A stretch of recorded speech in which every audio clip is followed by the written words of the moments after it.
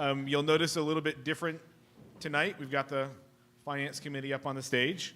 And Dan Campbell, despite telling us that last meeting was his last town meeting as clerk, is standing in as his role as assistant town clerk. If the town clerk can't make it, Dan stands in. So Dan is acting as the clerk for this meeting. We appreciate that. Hopefully the training isn't too rough in that role. As always, our goal here tonight is to make some group decisions as a town, informed by both the facts and opinions of our fellow residents. While this is a formal process that we must follow, one that's guided by law and prior town meeting votes and precedent and tradition, please don't let that process intimidate you. If you want to accomplish something and you're not sure how to do it, just come down to the front and ask. We'll help you figure out the right motion to make or the right way to do it. One of the hardest things about this meeting is that it is a forum for sharing facts and your own views, but it's not really it's not a hearing, it's not a listening session. There's no real question and answer.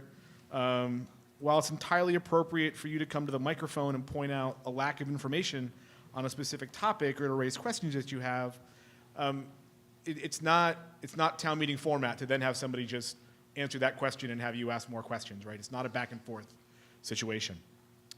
It's a parliamentary process. So to maintain that style, we do ask that if you want to speak, please come to the microphone, just state your name and your address. It is helpful for everybody just to know who's speaking, and it's imperative for the town clerk who's trying to take notes about who said what and who spoke. If I have questions about procedure, I'll use town meeting time. It's kind of the manual for town meeting moderators throughout New England. It's a great handbook. That's what I've used the last many years, and that's what we'll keep using. We have a small crowd here tonight. We also have a lighter agenda. It's a really important agenda, but it is a lighter agenda, so hopefully we can keep things moving at the pace they need to go so that everybody can speak, but we can also get through the business. Keep things from getting personal if you can. We don't do any name calling. We don't heckle people. We don't jeer. We don't even applause. We get to express our opinions at the end through a vote, and that's the best way to express whether we agree with somebody or not. You get to vote for or against the thing that we're doing. You all should have a wrist guard, a little wristband. When we make motions and we vote on them, just vote with your hand that has the wristband. We used to make non-residents sit in their own little corner, and that way we could vote easier. I feel like this is a lot more welcoming and allows kids to sit with their family, that kind of thing. Just trying to skip through some notes that I usually have for longer meetings here. Again, any questions about process, please just ask. Any questions about tonight, the things on the warrant, about the process? Last point I'll make, some folks have asked me about speaking limits or time limits on various articles and stuff. We used to have 5-minute speaking limits. Back when Tom was moderator, we did have a 5-minute speaking limit. I keep a watch on the clock, actually, and I use my phone to kind of just watch how long people have spoken. And in the last 8 or 9 town meetings, nobody has ever gone over that 5 minutes. So we got rid of that limit a while ago. But if the meeting wants a time limit, anybody can make that motion and make a motion to limit debate on either by the article. You can say, I think we should only have 10-minute debate on any article. Or you can say, I think no speaker can talk more than 1 minute, right? The meeting is going to vote on that, and it takes a 2/3 majority to pass. But town meeting can institute a time limit anytime it would like, but we don't start out with one. If there's no other questions, by tradition, we start town meeting with a Pledge of Allegiance. So those who are willing and able, if you'd like to rise and join me in that Pledge of Allegiance. I have a flag over here on my right. I pledge allegiance to the flag of the United States of America and to the republic for which it stands, one nation, under God, indivisible, with liberty and justice for all. Thank you. The hour to which the town meeting was called having arrived and a quorum being present, the town meeting is now in order. Is there any objection to waiving the reading of the warrant? Seeing none, we have unanimous consent to waive the reading of the warrant. Article 1. Mr. Moderator, I move that the town transfer $35,000 from the town overlay account to pay for costs associated with the appellate tax board. Second. Thank you. Discussion on the item. Yes.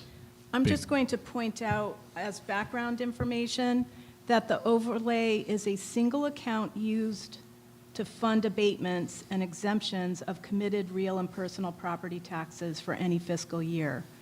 The Board of Assessors will use these funds to pay for consulting and legal costs associated with defending the town during an appeal at the Appellate Tax Board.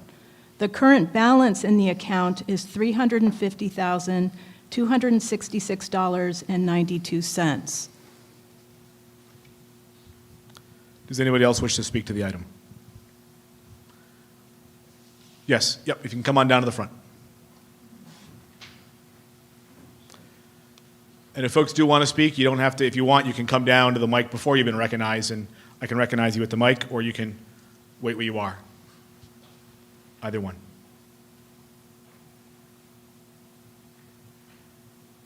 Steve Stoyer, 95 Main Street. I wanted to ask, what is the history of the Appellate Tax Board? Is there one right now? Yep.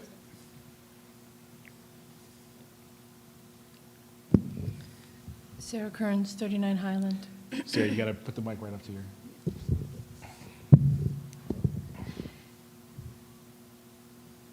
It's my understanding that the appellate tax board is when there comes to be a disagreement. We have a fund called the Overlay Fund, which we use, the town uses to compensate when there is an adjustment that both the town and the person or business requesting the adjustment agree upon.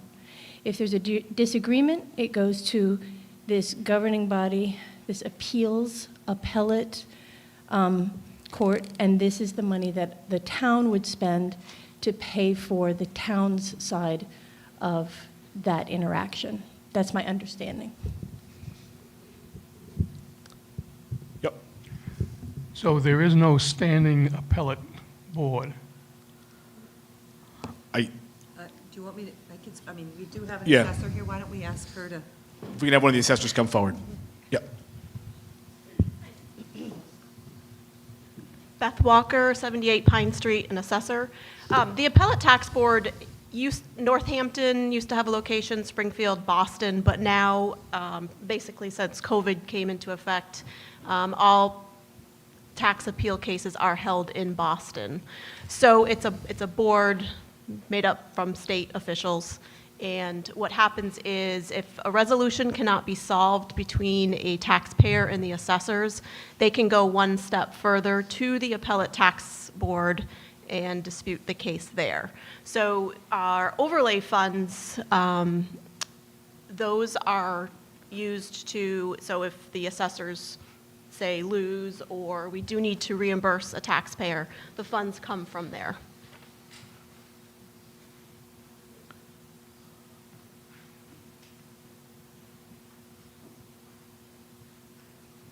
Joan Stoya, 94 Main Street. Apparently Steve moved.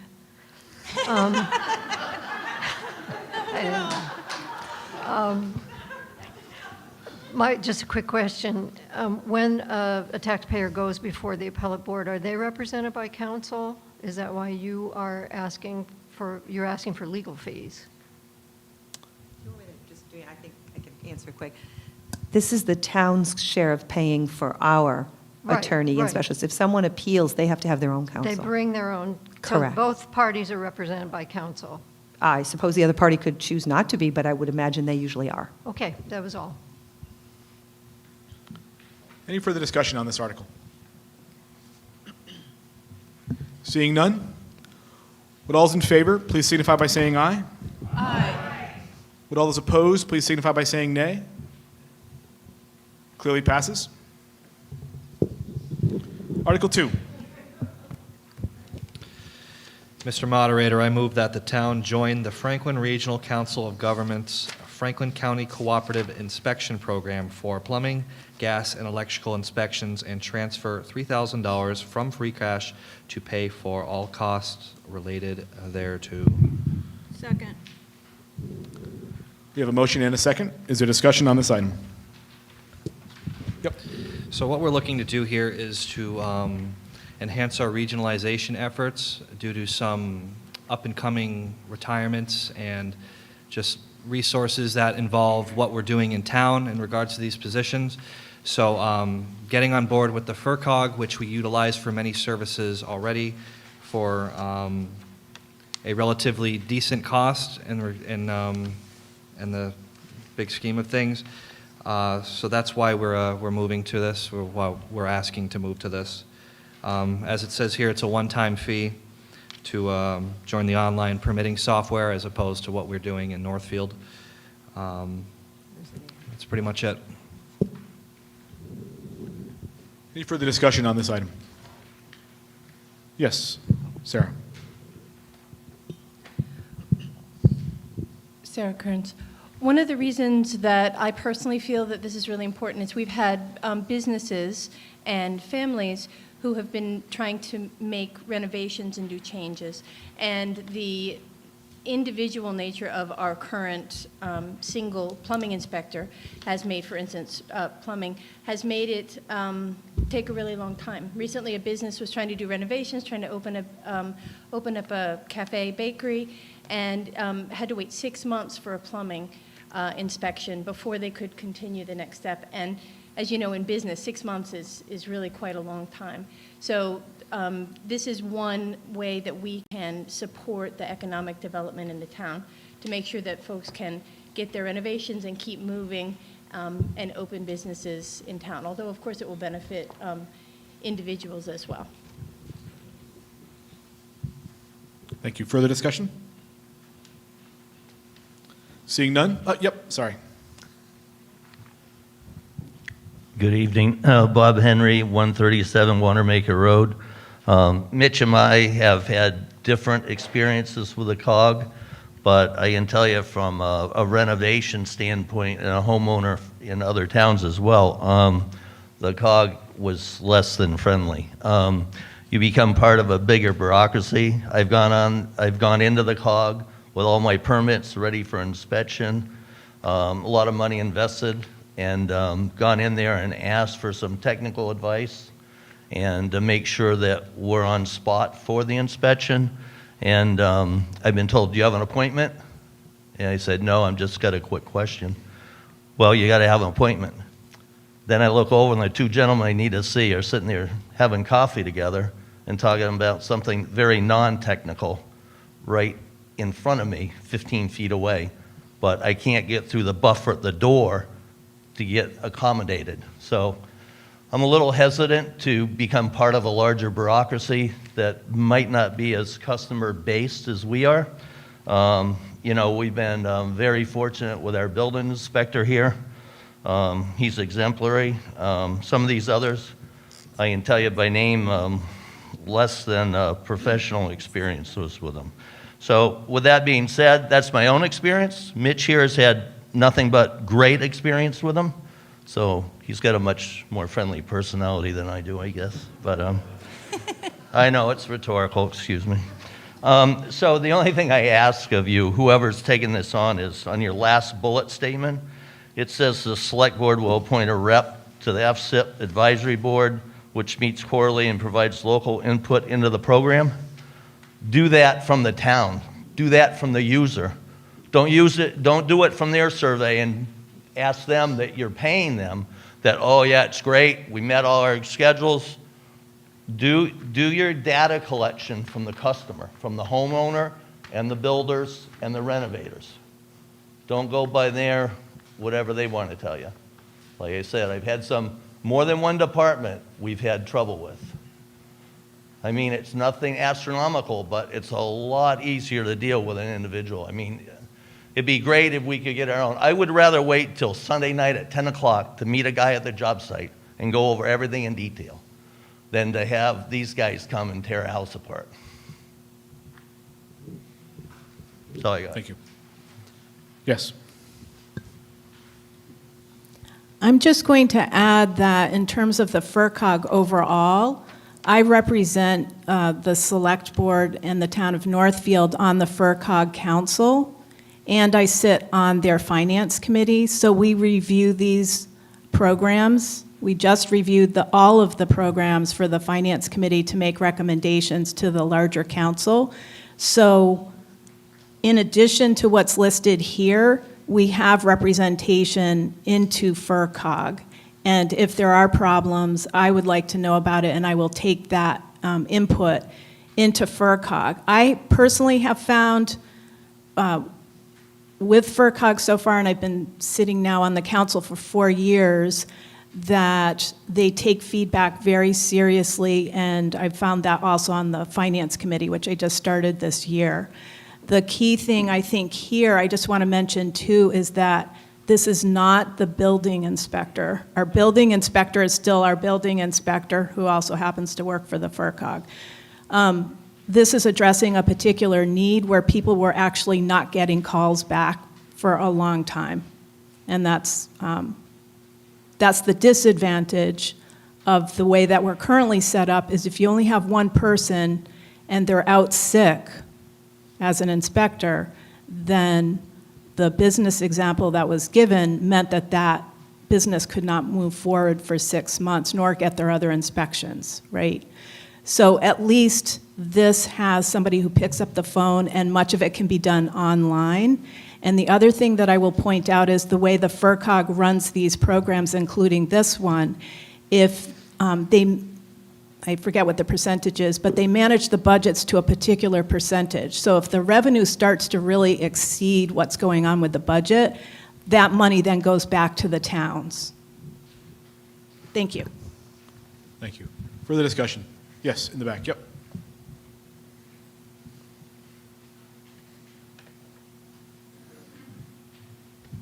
Frank Froman, 9 Railroad Station Road. Can you clarify the second bullet?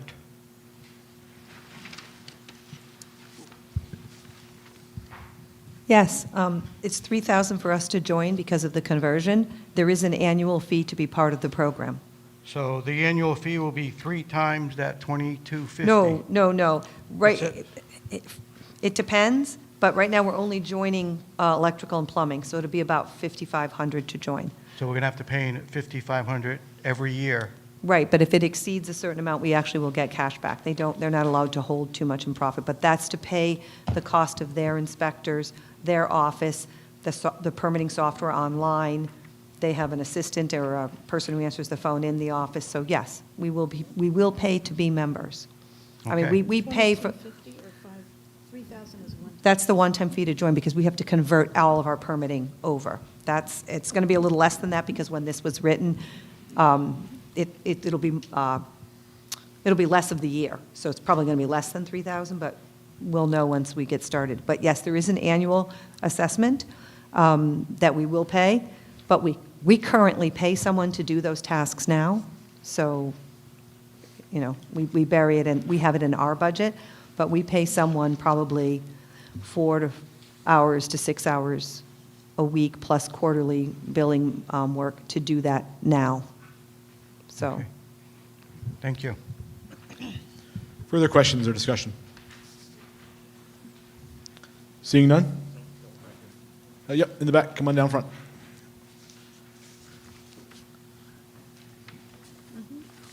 I apologize. There's some shadows out there, so I can't always see. If you know you want to speak, feel free to come on down to the mic while you're. Ryan Martin, 18 Hotel Road. I'm a contractor, locally, have been for 18 years now.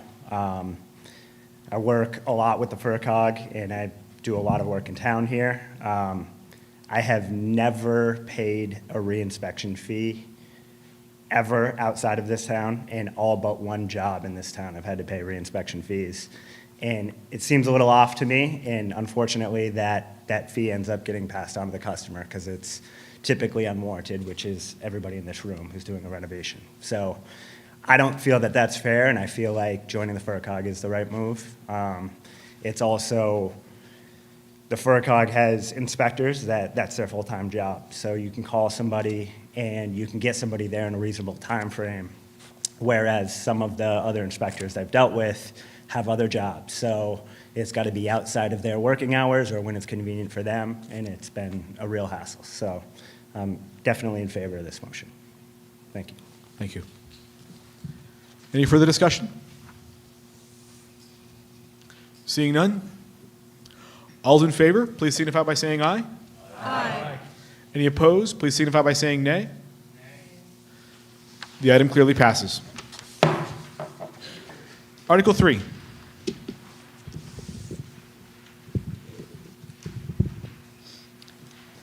I move that the town spend $27,250 from the fiscal year 2024 Police Department salaries for the purchase of up to 8 stationary solar radar units.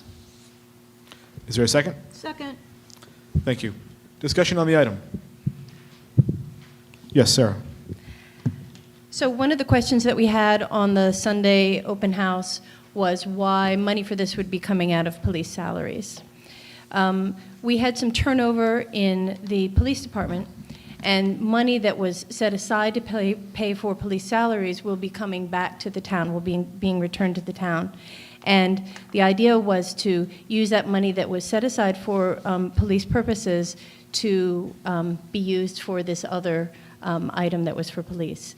These are the mobile units. You may have seen them in some other towns locally, and they are, when I see them, I'm never really, lead-footing it, but when I see them, it reminds me to slow down. And so I called the chief and I said, are these useful? We have those portable ones, but the portable ones are getting really old, and they're taking a lot of time to charge and to move, and if they get stuck, it's a problem that the highway department has to deal with. And so I asked whether these would be useful, and it turned out that this money was going to be available, and I suggested that we do this. It will save, it'll save the time that the police are using for street enforcement, and so they can redirect it to do the community policing that has been so well lauded by the town. And we spoke to both the highway department and the police chief about whether they would be useful and whether they would be affordable. And you can see in the description here, there's a discussion of implementing them one at a time, so that we wouldn't be ending up needing to replace or repair a whole bunch of units all at once. They would be incrementally installed. Thank you. Any further discussion? Yes. Mitch Damon, 5 Main Street. So my concern is, I think they're probably great at what they do, but how many of us really take the time to look at Main Street when we drive down it and the number of signs that are there? They're flashing, they're day glow. I mean, I think we're trading off the beauty of the town. We've got one of the best looking main streets in all of New England. And you drive down it. I mean, next time you do, just take the time to actually look at the signs that are there. It's overwhelming. And at some point, if you have to beat somebody over the head with something, they're not going to pay attention anyway. And I would like to know personally where these are going to be located, because I really don't want one outside my house flashing all night long. That's my main concern with the whole thing. I'm not sure that they save us any money, but I just want to point that out, that there's more to this than just the efficiency of the police department. And thank you. Thank you. Yep, Alex? So I believe this article speaks a lot about how we view our safety in Northfield, and I believe beauty is not greater than safety when it comes to our children and our community. That has to come first before we determine how pretty Northfield is. We've all seen those types of signs before when we're driving certain places. And I believe it brings to our attention more than all the other overwhelming signs that exist to flash and to flicker, because we all know how crowded Main Street gets on the weekends with a lot of the out-of-staters with very refined vehicles, I might add, that make 35 miles an hour feel very slow, thus encouraging them to increase to high amounts of speed. Now, when I see these types of signs in my travels, I find them to be very catchy and very provoking to slow down my automobile. I think it was a really good point for Sarah to bring this article and this attention up regarding this issue because of the speeding issue that exists on Main Street, and especially around the business district. But to also, and this is something we discussed several times at our meetings over the months on how exactly we would place these signs, because no resident on Main Street would like to see a flashing light at 3 in the morning or whenever in the evening or even in the daytime when something is happening, speeding. So the planning and the proper placement of these devices will be heavily thought upon to ensure a compliance with the state and also to not impede the view or to distract anybody who may live on Main Street or off of Main Street. They're not all on Main Street. Right, or off of Main Street, therefore. So. Thank you. Over here, and then we'll go over here. Yes, my name is Joan Valva, and I live on West Road in Northfield. My question is, where are they going to be placing these? Are any going to be put on the west part of Northfield on Route 142, which is a major throughway for people to bypass 91 and go up to Brattleboro? Thank you. Tori Luksha, 189 Millers Falls Road. I'm down in the farms, and I would love for one of those signs to be in front of my house, because that's been like 5 or 6 accidents that have literally happened on the corner I live on. And to see these horrible devastations that shut down 63, a main thoroughfare into our own town, is upsetting to say the least. So I love this idea, and I hope that in front of my house, please. Thank you. Thank you. Yes, B. So we can have beauty and safety. That's what Northfield is all about. And what I will say is things that go on Main Street and things that go on state highways have to deal, that means we have to deal with MassDOT. And MassDOT knows that Main Street is a historical district, and they would be looking, so I'm speaking now as the chair of the Historical Commission, MassDOT would be looking for clearance, so to speak, from the Historical Commission on these. That's what happened with the crosswalks as well. So as somebody who sits on the Select Board and the Historical Commission, I like to balance those 2 points out, which is the beauty that makes and the history that makes Northfield unique, as well as public safety. The Select Board will be following this issue pretty closely, and I'm also going to point out that two of the proposed units are grant funded, and the motion is worded up to 8. So if we don't need that many, we do not need to purchase 8. The point is up to 8, and the first 2 are grant funded. And what I would be following up on with the Select Board is where are they placed, and start with 2 and go from there. Thank you. Over on my left, and then we'll go to my right. Hi, I'm Chris Hinkle. I live on Winchester Road. I've heard about these things from friends who work in urban planning and transportation planning to be the most effective thing that there is out there. And I can imagine that they're only even more cost effective than parking the police cruisers on Main Street. So I think they're a great idea. Thank you. Chief? John Hall, Chief of Police, Pine Meadow Road. Just to answer a couple questions I didn't hear answered, where would they specifically be located? That's not exactly going to fall into my hands because we are donating, or not donating, but we're using some of the funds. As was explained there, we had some turnover. So Sergeant Proskoff went to the state police. We had another officer that's no longer working for us. We didn't get a school resource officer, so some of those funds freed it up this year. But I want to make it clear this is not expected to be continued, but we have to think in advance also because they have to be maintained, so that's going to come into consideration. Where they're going to go, I gave some input based on the statistics the police department has, and also just information that's not statistics, but that citizens share with us of their problem areas. Obviously, we can't, the one gentleman didn't want them at all, but other people want them on roads where we just can't put them on every road. And so there has to be a little bit of a balance.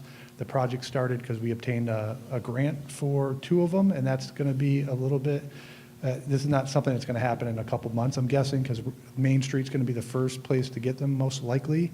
And I'm going to work with the town and DOT to see about moving that 35-mile-an-hour zone out further with Thomas Aquinas College coming in and more residents living there, that crosswalk, that shouldn't be a 40, 45-mile-an-hour zone.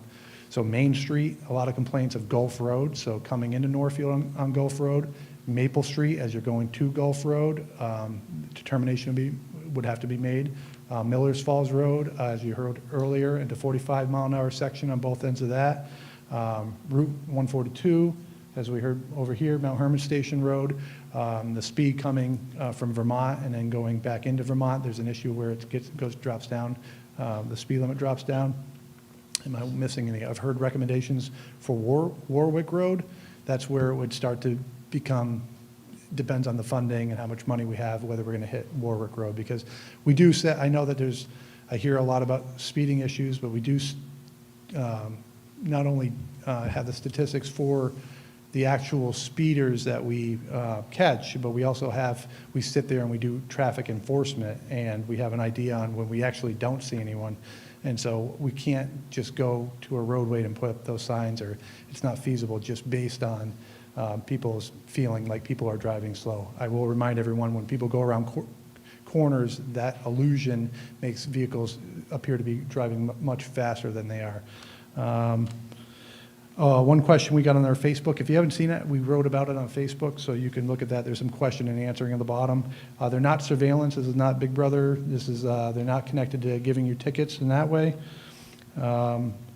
And from my own experience and from the police department, most speeders that we catch aren't intentionally doing it. I could tell because I could see their driver history right in front of me. So if I pull someone over and they've been driving for 20, 30 years and they haven't had a ticket, well, I don't want to give that person a ticket, but at the same time, if these signs keep those speeders who aren't intentionally doing it to say, oh, look down at the speedometer, see how fast I'm going. And so that's why they make a big difference.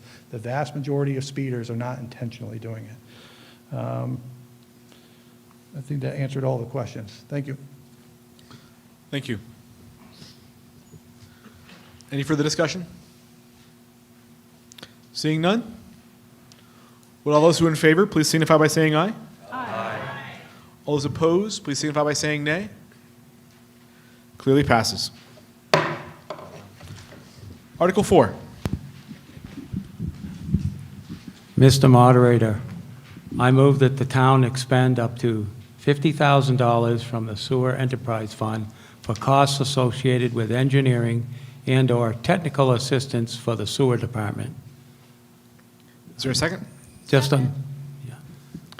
a note on that, these funds will be used to hire engineers for technical assistance and to apply for grants for future work to upgrade our sewer system. Thank you. Any further discussion on this item? Yes, Sarah. So I know the sewer has been a controversial issue, but this is money that exists in the Sewer Enterprise Fund, and we're looking for permission to use it to get these engineering reports that are necessary to get grants to pay for it. So the goal is to, the engineering reports are absolutely necessary to apply for the grants. The grants are, the nature of a grant is free money. It's not guaranteed, but the goal is to get money to pay for these that doesn't come out of the town, either the users or the non-users, doesn't affect the tax rate, anything like that. This money is already in the enterprise fund, so we're just trying to spend it on this these engineering reports to hopefully save us money as a town. Thank you. Any further discussion on the item? Seeing none? All those in favor, please signify by saying aye. Aye. All those opposed, please signify by saying nay. Clearly passes unanimously. Article 5. Mr. Moderator, I move that the town expend up to $50,000 from the Sewer Enterprise Fund for costs associated with engineering and/or repairs on the sewer on Highland Avenue. Is there a second? Second. Thank you. Discussion on the item.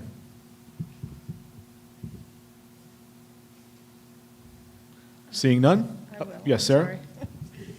I know we're trying to get out of here, but I just want to clarify. So Highland, we already have a bunch of grants for Highland, and the goal is to use the time when it's already dug up to dig ones. So to look at the things that are on the sewer that is on Highland, the Highway Department is looking at repaving in that area that was already on the schedule in the next few years.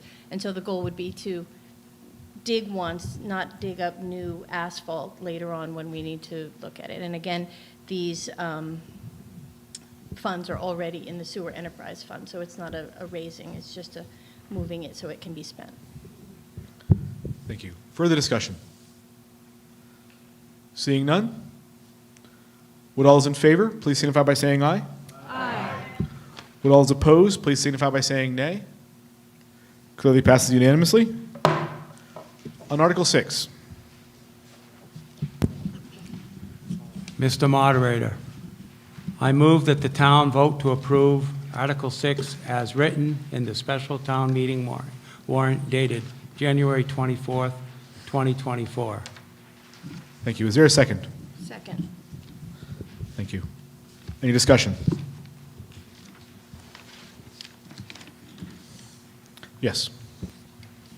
Yeah, Bob Henry again, 137 Wanamaker Road. My only question to it, it's probably a great idea. If the experts say they need 5, not 3, I'm all for it. The only thing is all the other agenda items, all the other articles had a financial disclosure on it. I don't see a financial disclosure on this.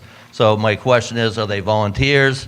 Are they $1,000 a year, $3,000 a year, $5,000 a year, $100,000 a year? I'd just like to see some financial facts associated with the ads. Any further discussion? Yes. Hi, Karen Boudreau, Sewer Commission, Old Wendell Road. I can give you those facts. Right now, there's, thank you. Right now, there's 3 of us on the commission, and we make $660.11 a year. And over the summer, I volunteered to get the asset management project done, and most weeks I put in minimum 20 hours, and there were weeks that I put in 50 hours. Isaac Golden and I were staged and ready to go with an all-nighter to try to get funding through the state revolving funds from the former Prickett report. So I think we've earned our $660.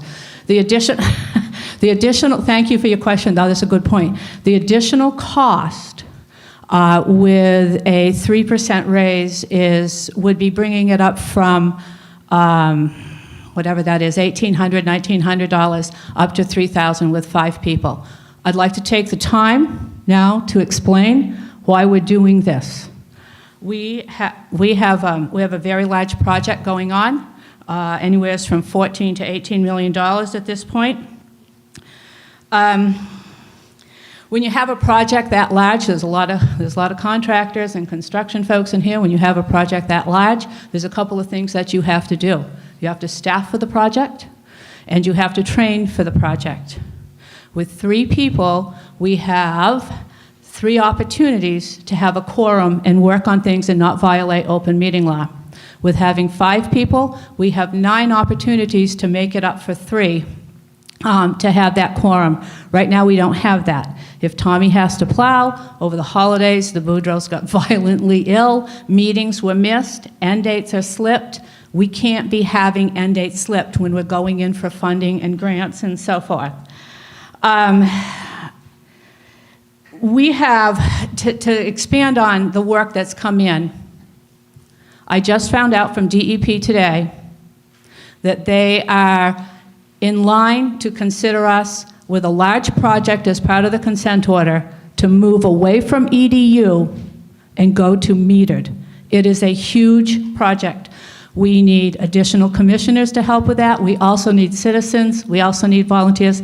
We'd love to have citizens sitting in on that panel representing this as well. And I can't do it alone. And I don't want to do it alone. It's unfair. The Sewer Commission in December spent a lot of time talking about this and thinking about it. We did not want to appoint people. We wanted to take a project this big that affects the town. It's a town problem. We have an economic crisis veiled under an infrastructure problem. And we wanted the citizens to vote on the new 2 commissioners, not appoint. Thank you. Further discussion? Yes, Sarah. I also wanted to point out that this motion is not something that happens immediately. The motion, this motion is, but the action of having these 2 commissioners elected, this motion this motion is our request to the state to allow us, they have to change the rules and allow us to have a 5 commission. So that's what we're asking. Yes, Alex. So, when I first got involved in Northfield politics, it was a year before I got on the select board, and I started out on the sewer commission. I was written in by, I believe, 2, maybe 3 people, because nobody wanted to run. If you think that you're going to find additional members to be called to public service for the sewer commission, then I appreciate the modesty and the optimism, but I think that's going to be hard to come by. So, and this is nothing personal, this is just the business aspect of me coming out on the attendance that exists in our public sector these days. I believe we hardly need a 5-person select board for a town of 3,000 people. So if you think that you need a 5-person sewer commission for 300 users with all the work that needs to be done, then I think we should be looking at the economies of scale, and you can make the comparison for yourself. An elected official's ability to participate relies on their voluntary compliance to be carrying out their assigned tasks. So you could have an individual that shows up for 1 meeting a year. You can have an individual that shows up for all the meetings a year. It's up to them to determine what the workload they want to do. So we're being optimistic to assume that we can assign them responsibilities if they do not wish to participate. Currently on the Sewer Commission, which Karen has done an absolutely fabulous job in maintaining and running that plant, alongside Isaac. It's really amazing. But it's a three-person sewer commission right now with one of the members who hasn't showed up since October. And I verified that on this stage right now, checking their minutes on who is present and who is absent. And with that being said, that goes alongside voluntary compliance of somebody's willing to participate in the functions of a sewer commissioner. So think long and hard before you wish to make this move to pass it on to the state for permission to increase to 5 members. Because if you can find all those 5 members, great. But I'm not going to vote on it for that reason. So. It was somebody, Bernie, did you have your hand up to go as well? All right. I'll take it. I'll take it from here. Karen's back up. Karen Boudreau, Old Wendell Road. 3 people in last night's select board meeting shot this down. These were the same 3 people that brought you the consent order. The one that just spoke brought you failed inspection 1, failed inspection 2. Let's not reference specific individuals in the meeting. Okay, thank you. During that time frame, you had a failed inspection 1, failed inspection 2, mandated EDU. Budgets were not managed. When I opened up that budget in 2022, I shut it. And I said, oh, dear God, I'll fix this tomorrow. This is what we're dealing with. So when you have 3 people during that time frame that tell you, shoot this down, think about it. Think about it long and hard.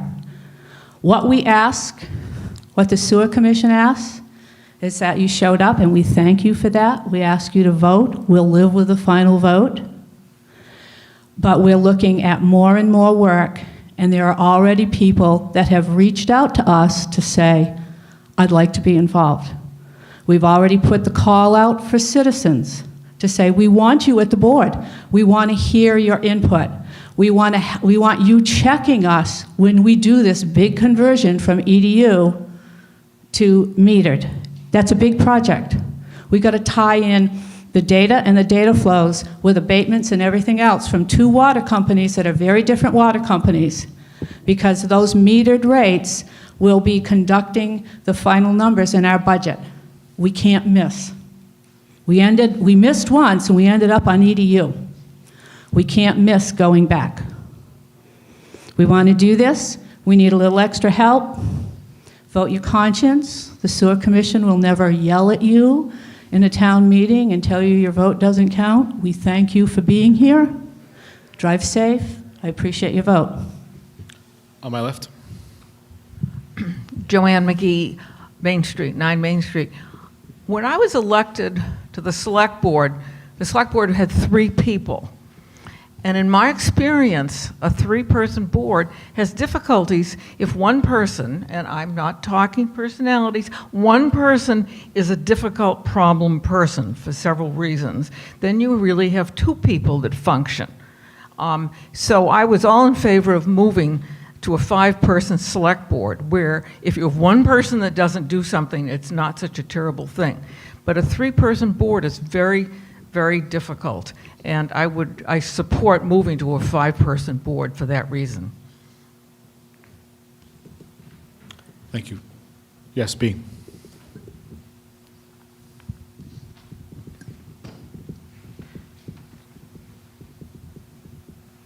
So all along, and I'm actually a customer of the sewer district, unlike a lot of people on many boards,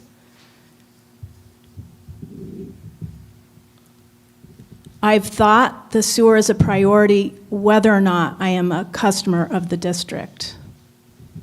I and the select board have advocated ARPA funds and allocated ARPA funds for the sewer. I personally have spent time going through job descriptions so that we can classify additional personnel for sewer. If we have a different idea about how to accomplish something, I sat on the Town Governance Study Committee and looked at appointing versus electing, as well as 3 to 5. There are many arguments, pro and con, for both. And the request was to put it in front of the people, and that's what we're doing. Thank you. Mr. Henry? Yeah, real quick, hopefully someone can answer this. Last I knew, I think it's a good idea, bottom line. The only thing I'm a little confused about, my concern is, and somebody mentioned it here, I won't use names, but somebody mentioned here is our concern about consistently being able to fill these positions. So my question is this: out of a 3-person board, I think this applies to everything, I think it's state quorum, the topic's quorum. So help me clarify that, because I was on a board and we ran into this. If you have 3 people and you have, the majority would be 2 of 3 assigned. If you have a board of 5 and you have 2 that can't fill by name vacant slots, the majority has to be over the total number on that committee. So it wouldn't be the majority of 3 now, it'd be the majority of 5. Yeah, I think if you look at the state mandate, that's correct. So I just ask you to do your research with it. Yeah, a quorum is the percentage, a majority of the total positions, not of the people's names assigned to the positions. So it'd be a quorum of 5, a majority of 5. Yeah, it's written that way. But go ahead, you guys own it, so. No, I would only add the point of clarification that this doesn't take effect when we vote tonight. This takes effect when the state legislature passes it. Then there would be 5 positions. The quorum would be 3. At any meeting, if there's only 3 people at the meeting, 2 people could vote one way or the other. It's the majority of those who were there make up the majority of the vote. Joe, am I right? Unless it's a supermajority requirement. Yep. Joe Gravelin, Old Ferry Road. This is pretty simple. This is about whether you have the right to choose to elect the people in your town that you'd like to, that you trust and you have confidence in to assist in conducting the business of the town. It's not rocket science. And a 5-member board is not a problem. I support it. But to boil it all down, it's, do you want to be able to have the right to understand and choose who's conducting some of the business of the town, or do you want somebody else to appoint that? For me, I'm a hard-nosed American. I'd really like to be able to have a voice in what the hell happens. Thank you. Alex? I just find it comic that there was an individual that had stated that we will not yell at you, but yet I was just called out. Doesn't make a whole lot of sense to me. I just wanted to put that out there. But also, during my time on the Sewer Commission, a lot of things did happen as a result of a failed plant and a failed model and a lot of things that involve the biological industry that exists in the sewer plant and its culture. With that being said, some things just happen, and I just happened to be on the board when those things happen. But to point out an individual that they're the sole responsibility for it is very unprofessional. Yeah. And then also, and just to make an analogy out of that, and then I'll stop talking, we seem, I wouldn't say all of us, but there seems to be individuals who will blame our president when the gas prices go up, but we can't do that because it's really not the president's fault when the gas prices go up. So I shouldn't be taking the blame for something just because it happened to happen during my time on the board and the issues and the challenges that I was dealt. So let's just make that very clear right now. Yes, on my left. Hi, I'm Chris Sykes. I'm at 65 Highland. This is a small town, but this is a huge issue. It's an issue not just facing Northfield, but many towns throughout, most towns throughout the Commonwealth right now, of the skyrocketing cost of sewer and water. So for me, although it's a small town, it's a very expensive issue.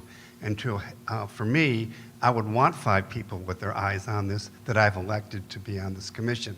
So I support this being taken to the Commonwealth to increase the commission from 3 to 5. Thank you. Thank you. Further discussion? Yes, in the back. And in the meantime, Sarah, why don't you go while he comes forward? So I just wanted to point out that the people that work on boards are largely volunteers. There's a small stipend, different level stipend for different positions. But these people are giving, in some cases, hundreds of hours to do this work. In this situation, with a failing sewer plant, the work has to be done. So if we don't have volunteers in to do it for not quite free, we will be needing to pay hundreds of dollars an hour, $100 to $200 an hour for professionals. We'll need to hire professionals. Or else, if it actually fails, then the Commonwealth steps in and Volun tells us what needs to happen. So I'm just for keeping it in our own hands. And when people are doing the work and they say they need help and it's at a low cost to the town, they're asking for people who are going to volunteer and be elected. They're not really asking to hire anyone. I just think it's a good idea. I think when someone says they need help, and if it's easy for us to do, we should do that. Yes, sir. Hi, Steve Stoyer, 94 Main Street.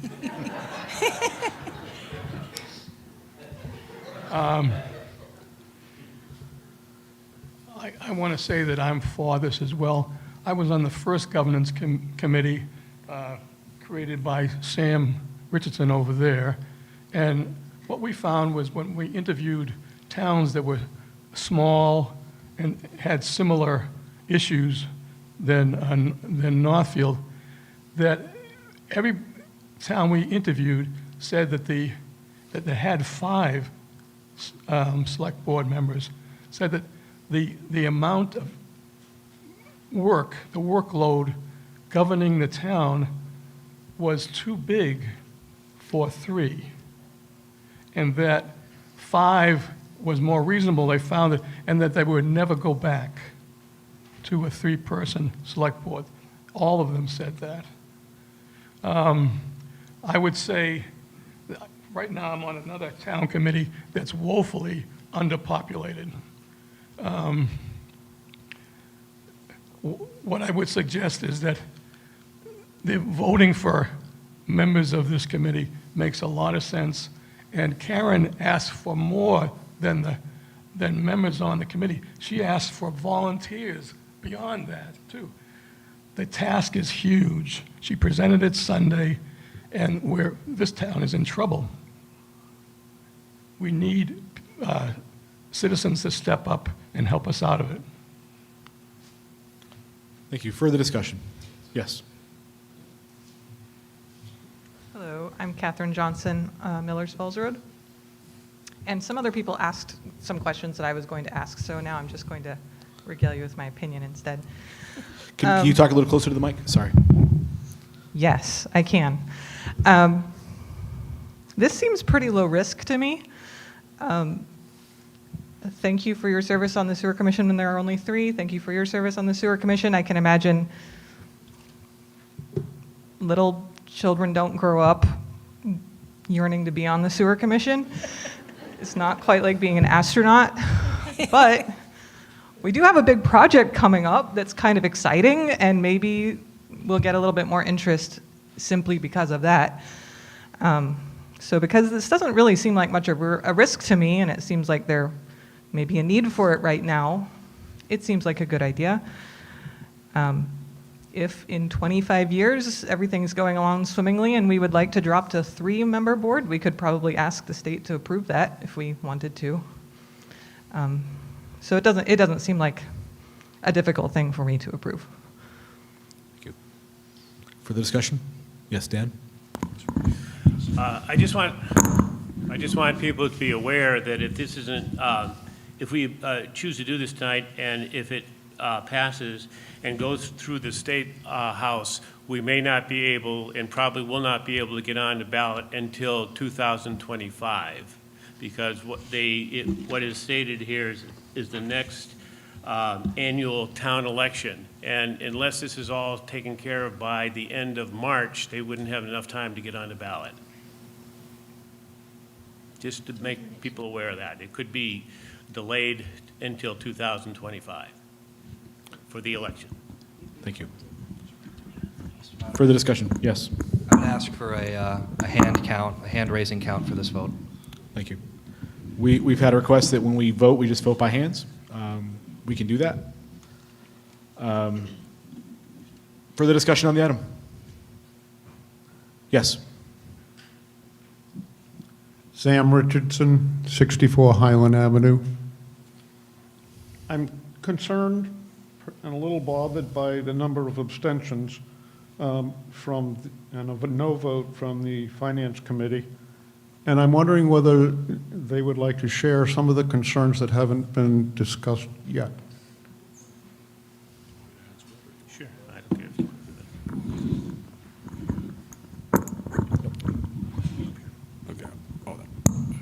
Hi, Bernie Parada, Finance Committee. We did discuss this issue on Monday evening. Most of my colleagues obviously abstained because they felt this was a political issue versus a financial issue. I felt personally, I was the no vote, that it was a financial issue because the stipend that was going to be paid made it a financial issue of the $660 per individual. And the other reason I was opposed to it, I've lived here in town for 14 years, and I have seen a great deal. I've been on the Finance Committee for several years, and be honest with you, I was not impressed with the past history of the Sewer Commission. The Sewer Commission itself, the situation that has occurred so far, in my opinion, and I'm not speaking for the other members of the Finance Committee, I'm talking individually, was a case of benign neglect. A lot of things should have been taken care of years ago by the Sewer Commission. They failed to do so. Now, I'm not saying all members. There were people who came in and tried to make a difference. I salute Alex Meisner as one of the persons, and I salute Karen Bordeaux. The reason she has done a great deal of work and effort on her part, and I salute her for that. She has. I have to say, I can't say the same for the other members. I feel that appointing two more would help to solve the problem, but wouldn't solve it completely. To put two more people on board and having not very productive other members, I think is wrong.